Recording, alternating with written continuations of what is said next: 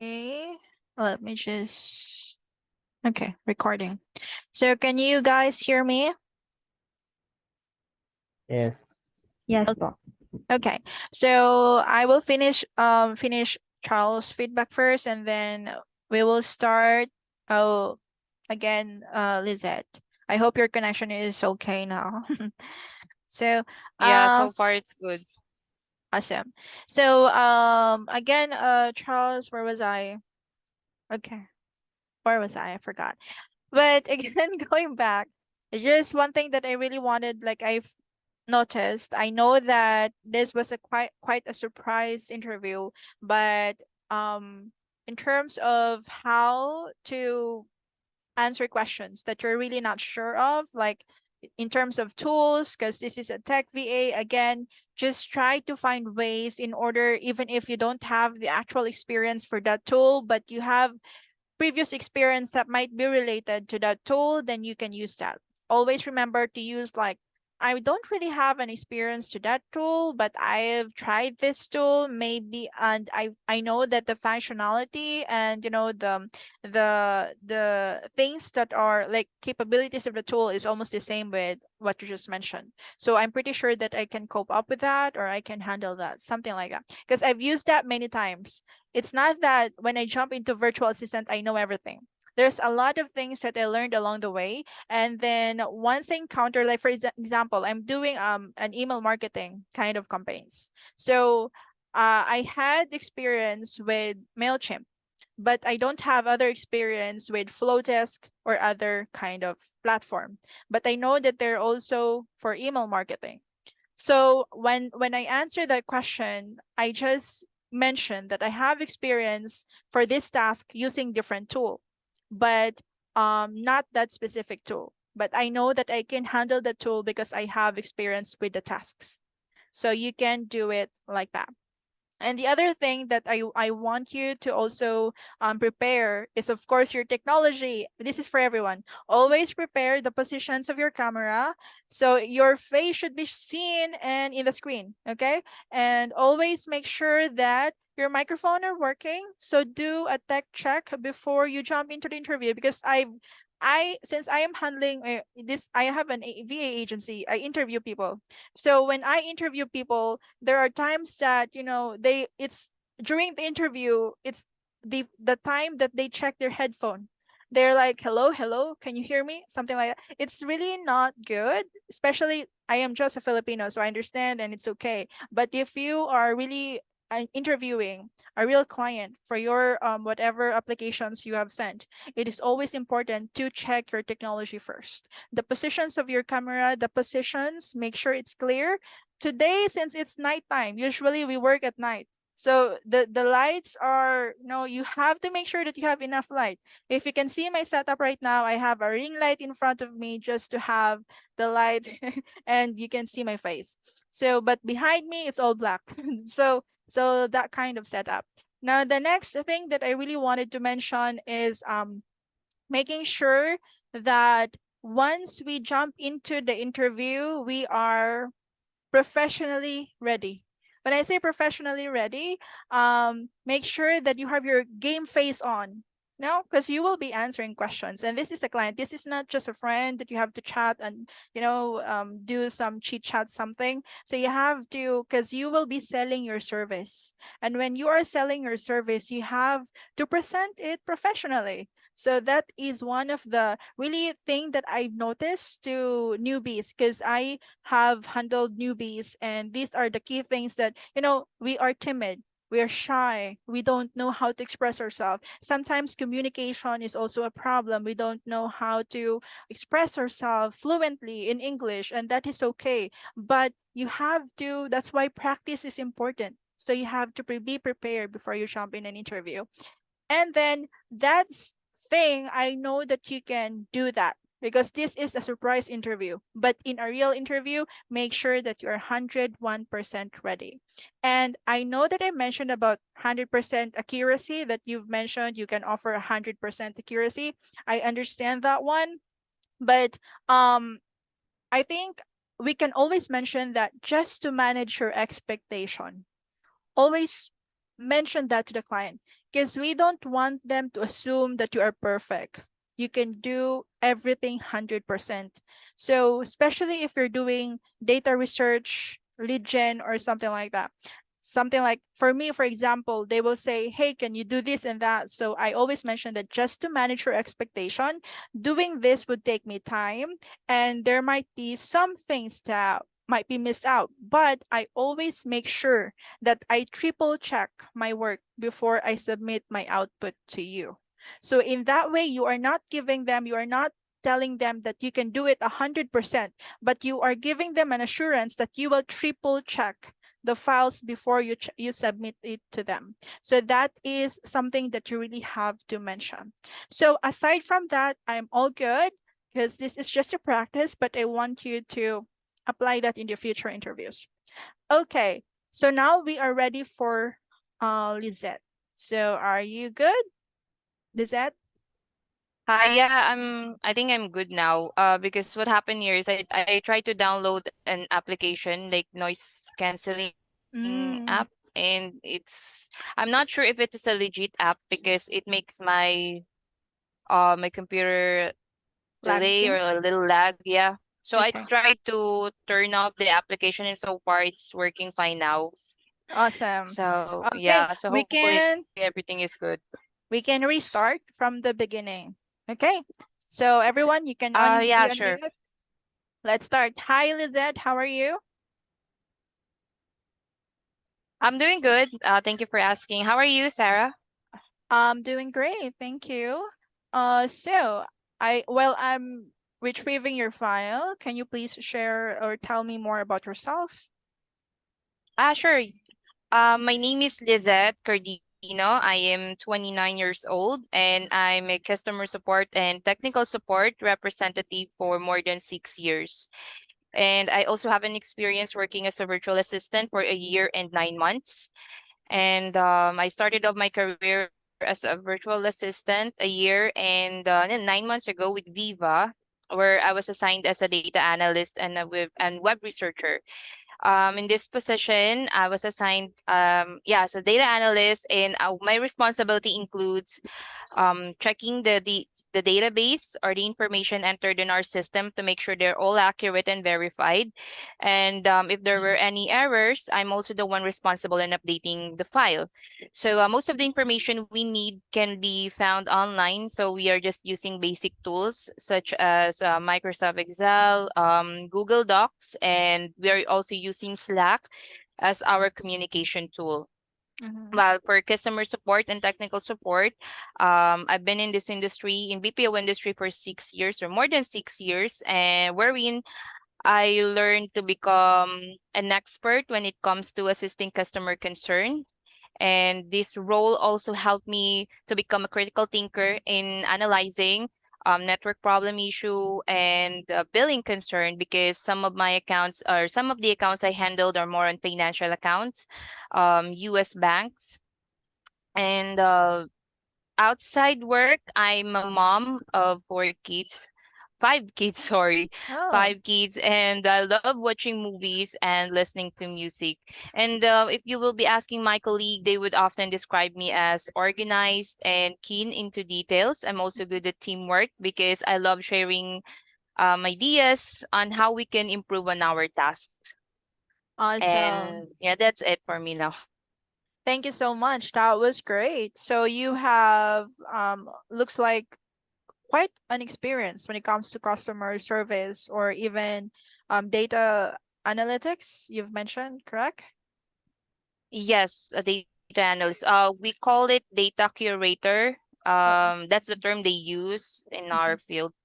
So when you say data curator, what kind of file or data do you usually analyze or handle out of Viva is curiosity? actually, yeah, actually Viva is a life science, or they are more on life science. So they're, what we're doing is we are looking for, they will provide us a database of information from different doctors around the world, and our responsibilities, we will search for the information of that specific person, and then all the information that we gathered will be the data that we collected will be encoded on our database. So more on about their degree, their position, their specialty, if they are surgeon, ophthalmologist, something like that.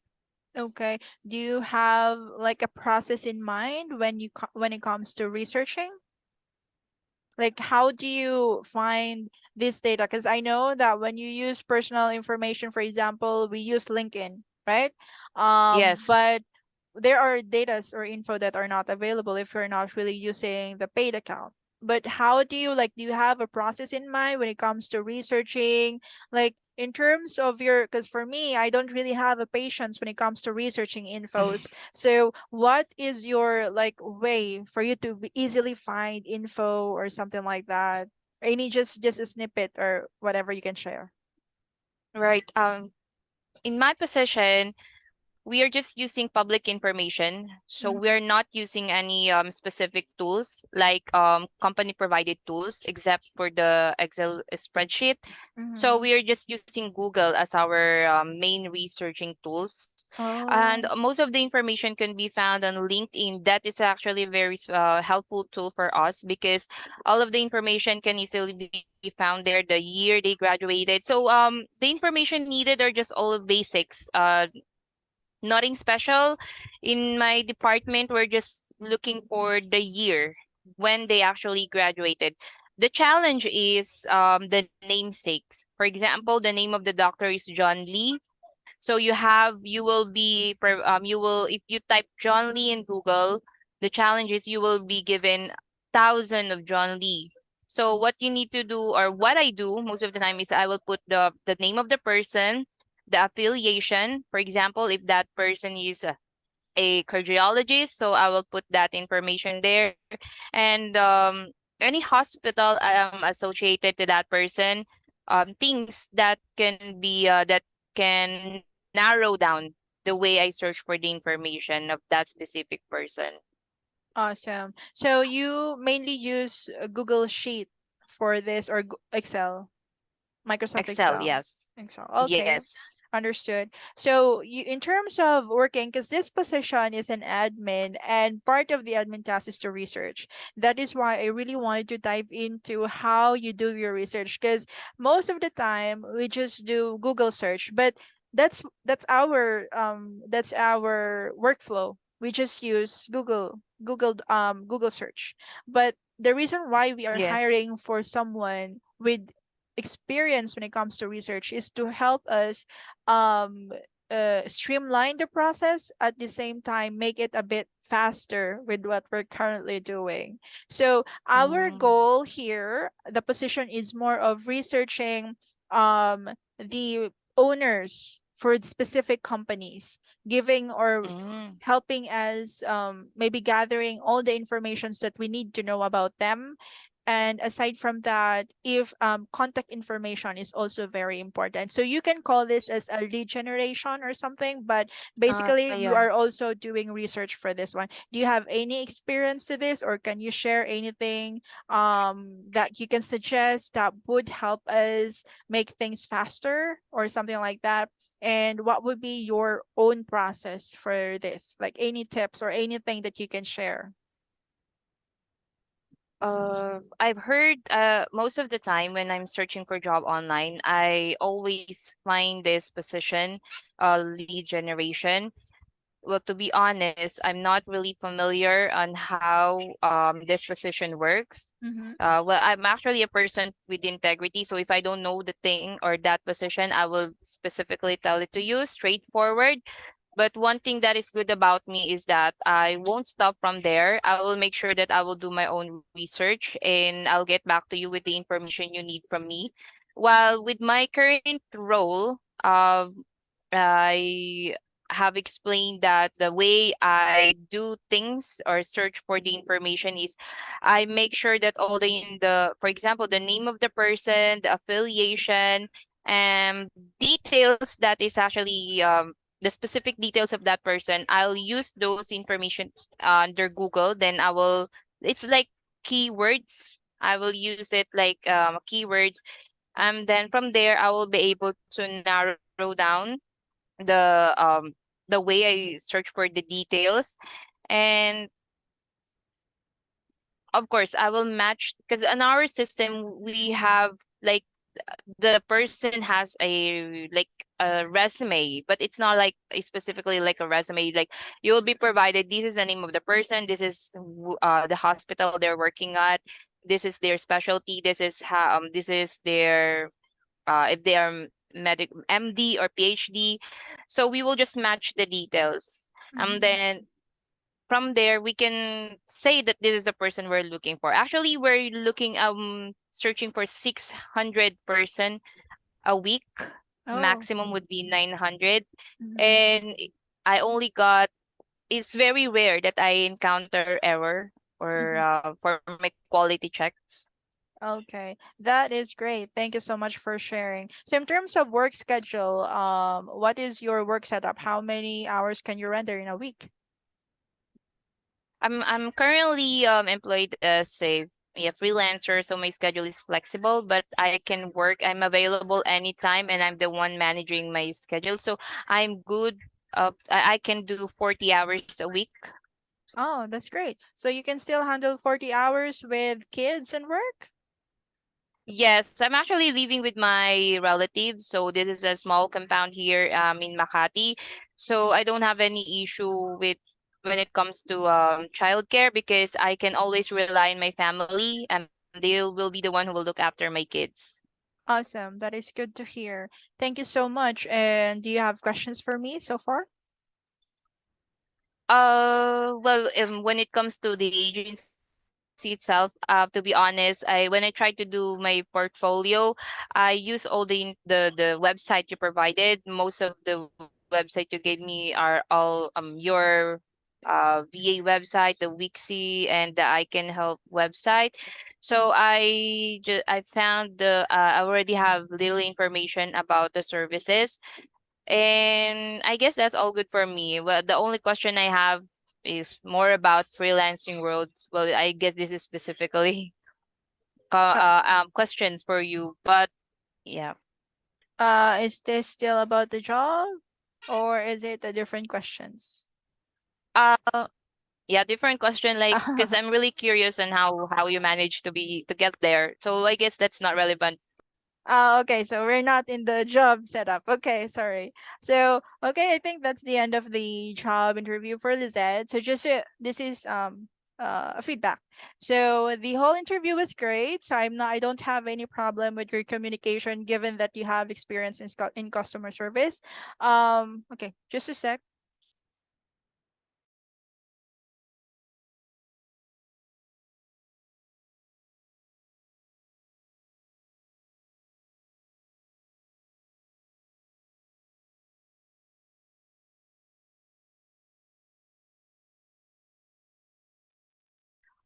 Okay, sorry for that. Okay, going back. So in terms of the communication, again, I don't have any problem with your communication skills. Now, some of the things that I would like to highlight, I know that I was trying to squeeze some information from you and how to or give me tips on how to do it. And it's good that you answered it as shallow as you can, because sometimes if you give too much, they will not hire you and they'll just do it their own.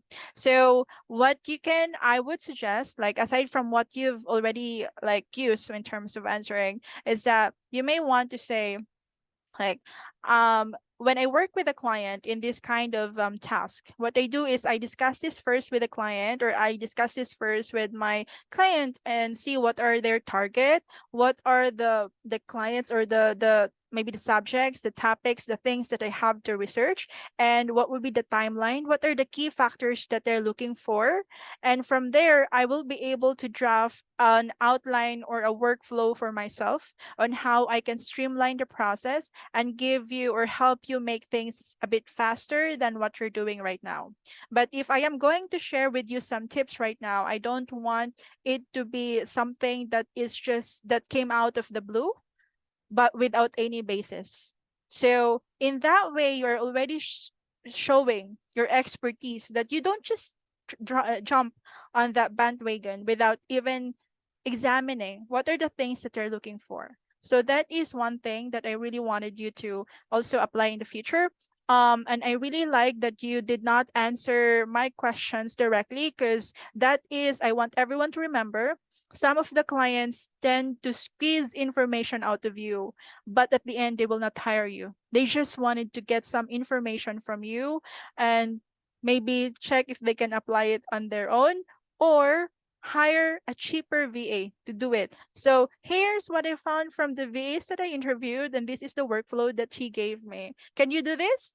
And this VA is a bit cheaper than you. So that's the problem.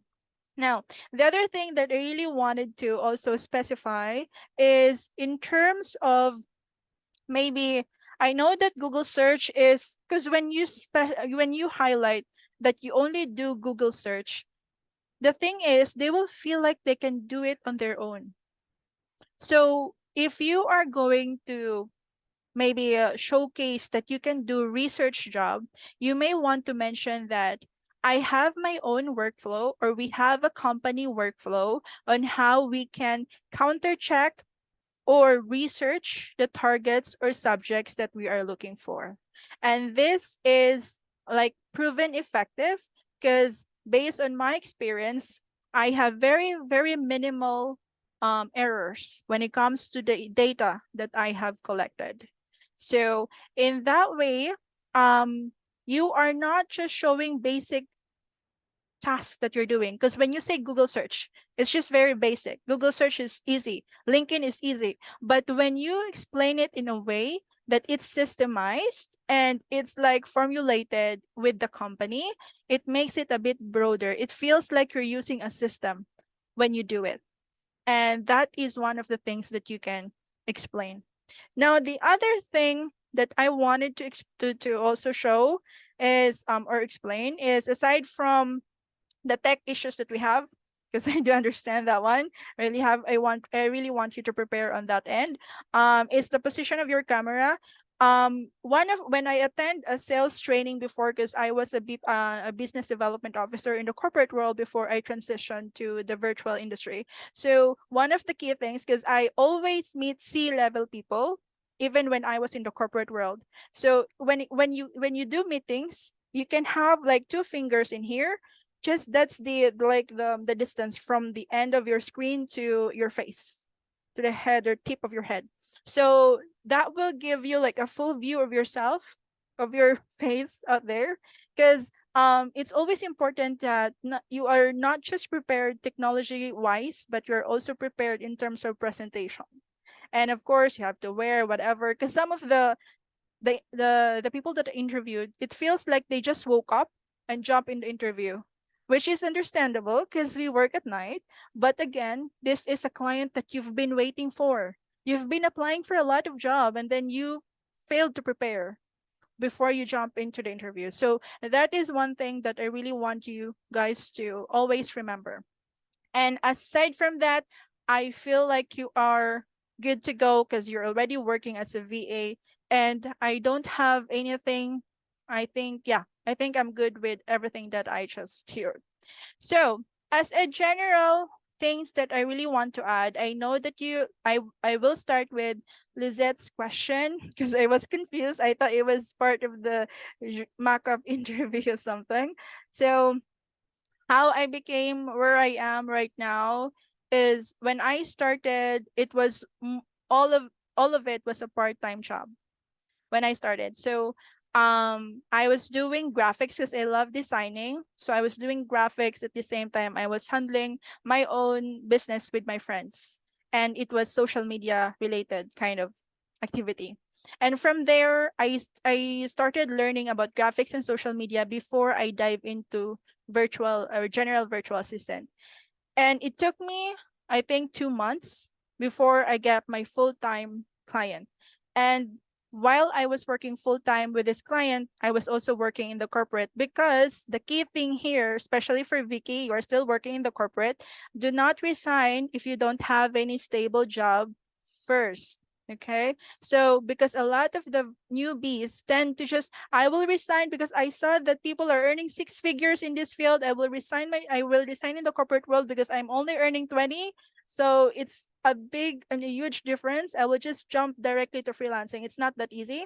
If you can see, there are a lot of people already working as a virtual assistant and the competition is quite high. So before you resign, always make sure that you already have a client in the virtual world before, because income, you need money, so that's the reality. So when I was working in the corporate world, I got my full-time client, um and then I was still working full-time with the corporate, and I resigned after 1 month, after making sure that the client that I have is legit and he is really paying me. So that's the whole thing. And then from there, I continue learning. I attended several trainings, free or paid, it doesn't matter as long as it's a training. So while I was doing that, I was also doing free training because my I enrolled in a paid training before. And the things that I learned there was very, very minimal. It's not something that I should have just learned it on my own, something like that. So when I shifted to freelancing, I feel like the things that I've learned is something that I can share and they don't have to pay me for it. Because maybe because I love teaching or something like that.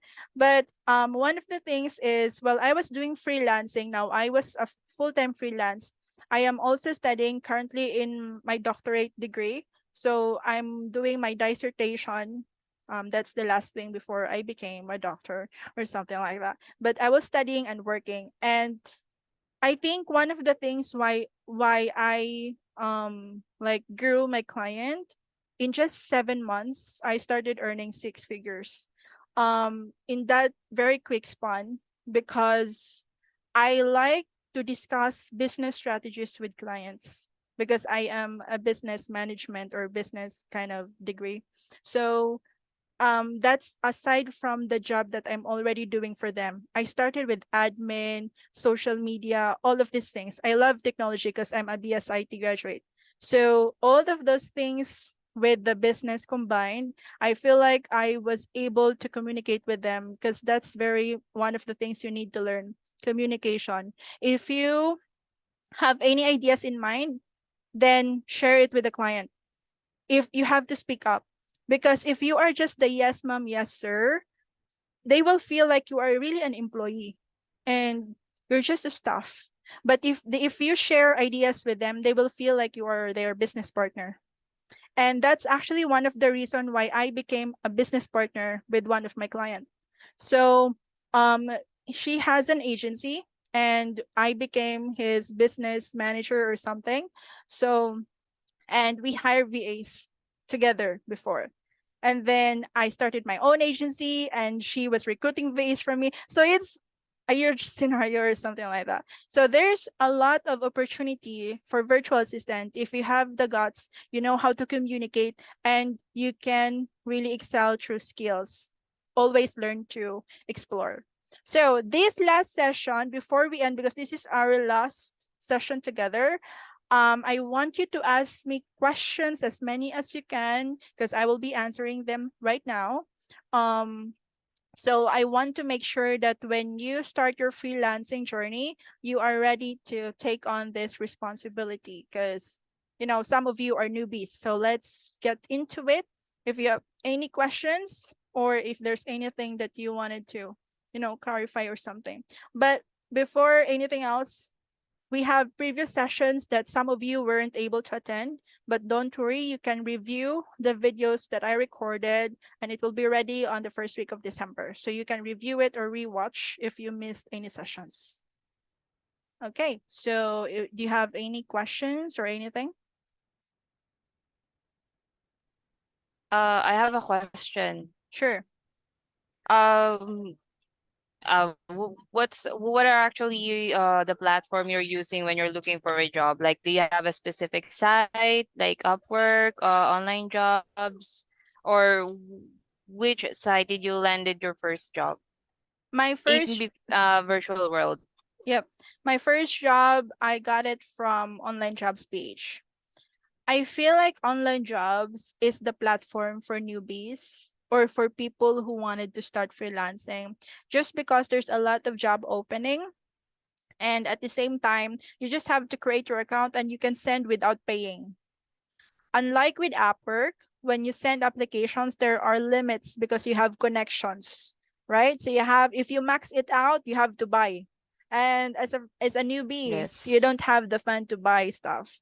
So Yes. if you are going to start, try to use free application portal. So after this call, I will share with you a list of platforms that you may want to explore. But for me, I got my first client through Online Jobs PH. And then after that, I got clients from Facebook groups. I got clients from my own website. They found me. So because I was doing blogs, I was doing all this stuff to advertise. I did not do any paid ads. Except when I was starting, I did a paid ads for the training. Mind you, it was a free training, but I still did a paid ads. That was just because I wanted to reach as many people as I can. And then after that, it was more on me advertising it on my social media accounts as an no unpaid, just an unpaid account or unpaid post, just the usual content, and then some blogs. And they found me on my website and groups. It's always important to join groups and participate. You don't just I'm also wanted to emphasize that always review the job post before asking questions, because I am really irritated when there are already answers in the caption, but newbies still tends, or some VAs still tends to ask the question. So it's one of the things, because as a VA you have to be very critical and you have to understand things before, because this are everything is online. So yeah, online jobs PH. And again, your social media is also very important. So try to continue doing that. At the same time, your own portfolio websites. Okay. Other questions? Thank you. Welcome. I do have Uh, questions. yeah. Sure. Sorry. What are the pros and cons of being a freelancer? Oh my gosh. Um, well, number one advantage of being a freelancer is that you can have multiple clients, meaning you can have bigger income. So that's the really the key thing there. At the same time, especially if you're working like me, I work on my own schedule because I don't have any kind of time tracker. So that's one thing. Unlike with the corporate, you have to stick to 8 to 5, and you have to be Mondays to Fridays, and you have also a fixed salary every month. That's the problem. But in freelancing, the advantage is that you can earn more because you can have more clients, and then at the same time, you can work on your hours if you apply for a job that is not fixed in terms of schedule. So always aim for that. But the disadvantage is that you have to pay your own tax. You have to pay your own PhilHealth, Pag-ibig, SSS. You also have, because you are self-employed. Again, VA is a service, it's a business. You are offering a service. So since you are self-employed, you have to handle everything on your own. Now, other thing is that freelancing is unpredictable. You can be unemployed anytime. So you must always have multiple clients in order for you not to lose any income. So one of the fear that newbies have is that in the corporate they have fixed monthly salary, but in freelancing, especially like you're doing good, everything is good, but then the next day client message you, hi, this will be our last day, blah blah blah blah blah, and then you have to be ready with that. That's why it is also important that you have to save money, so in times of all this crisis you still have something on your pocket. So I think that's the only thing that I can say as a disadvantage, which is also very big because we're talking about income right now. Okay. Other questions? Lizette, let me check. What is I have a question. sure. Actually, I tried to apply for jobs in the Upwork. Mm-hmm. And I think the disadvantage there is when you apply, there are like many people like send proposals like that. Do you Oh, like have a tips what when you are going to apply for a job like Upwork or online jobs PH like yeah. So in online jobs, you can max 10 applications per day. That's the maximum. So you can make use of that because it's for free. But in Upwork, try to apply in a job that you are confident with. So if you are not sure about the position, don't waste your connections because you have to pay for it if you run out of it. So clients often, like, if you are going to apply to a very common job like general job, expect that there are also a lot of applicants. So your goal there is how to excel, how to be noticed. And one of the key things there to be noticed is try to have an impactful first paragraph for your message. Like when you message on online jobs, there is a message box. Try to be very eye-catching when you put something on your first paragraph. Maybe say something like, I am like a previous star that was now a VA or something like that. Anything that would remind you of them. So for me, sometimes I use my bunny, I use my pet's name, I use like, you can call me the bunny mom or something like that because I have bunnies, or anything that would catch their attention that would help. But in to be honest, I never really tried applying through Upwork because I already have multiple clients. I even hired assistants to help me, and I Upwork does have like 20% is just too much for me. So it's not something that I can, spare. That is why I only use the other platforms. Other questions? Okay. None so far. If you have any questions, you can email me. But if we still have 2 minutes, if you are you sure you don't have any questions when we can end the call? I have one last question. Sure. Hello? Yes, yes, go Yeah, ahead. because I'm also fond of editing. However, I don't have the tools. What do you recommend? Because you've mentioned that you're a graphic artist. Do you use the premium tools, or do you have other tools that you're using, like their free Yeah. trial or paid tools? So for me, I designed, aside from social media contents, I designed banners, flyers, and logos or something like that. So of course, the number one tool that I use is Canva. Now, if you want free account, but more of like a Photoshop feature, you can use Photofia. I'm not sure if that's the term, but if you search for that, it's an online Photoshop photopia.com. That's actually similar with Adobe Photoshop, but it's for free. Um, Adobe Photoshop is very expensive, so I don't really subscribe to that. But if a client requires me to do it, they have to pay for it. It should not be under my, I should not shoulder it. So for me, I just Oh, use Canva. all right. Okay. So thank you, Thank you. everyone. Thank you. Thank you, Sarah. Thank you so much for joining. And if you have any questions, you can email me. Have a good night. You too. Take care. Bye bye. Bye bye.